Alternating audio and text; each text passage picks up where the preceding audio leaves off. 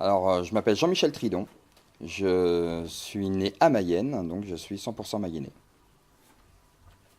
Et quel métier exercez-vous? Alors, aujourd'hui, j'exerce le métier de commerçant. Je suis gérant de la pizza La Basilique à Pizzeria et je suis pizzaiolo. Et par quel chemin êtes-vous arrivé à faire ce métier? Alors, c'est assez compliqué. Je suis autodidacte. Je n'ai pas fait d'études de cuisine. J'ai pas de CAP, BAP, BEP, pardon.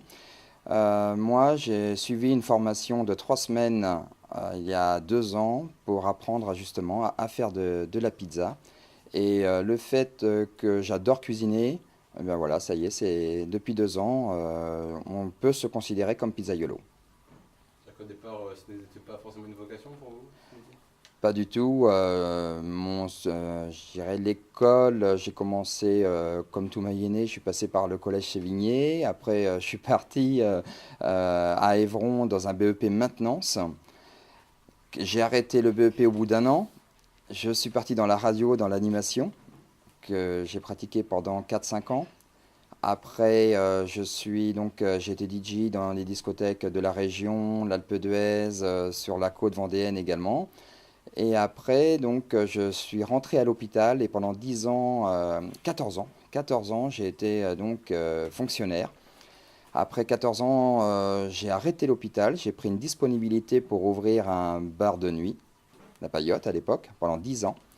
Et au bout de 10 ans, j'ai voulu retenter un nouveau métier, et le métier de pizzaiolo. Et la preuve, eh bien, ça marche. Alors, passer de DJ à pizzaiolo, c'est pas trop dur maintenant de gérer une pizzeria, ça se fait facilement? Non, c'est pas dur parce que l'objectif est toujours un rapport avec la clientèle. Et quel que soit le niveau d'études et même si on a des difficultés scolaires, si on n'est pas trop comme moi à l'époque, voilà, l'école c'était pas trop mon truc. À partir du moment qu'on sait sourire, dire bonjour, dire merci, dire au revoir, on peut tout faire dans la vie. Et pour un jeune qui voudrait se lancer dans ce métier, quel conseil pourrez-vous lui donner? D'être motivé, d'être courageux, d'avoir la pêche, de sortir de chez lui, rencontrer déjà énormément de monde. Si on veut réussir dans la vie, c'est ne pas rester derrière sa console, c'est de pouvoir vraiment aller au contact des gens et ne pas avoir peur de ces, je dirais, de ses défauts, des problèmes qu'il peut rencontrer. Justement, il faut les surmonter. Il y a toujours quelqu'un qui est là pour surmonter les problèmes et de l'aider à ouvrir des portes.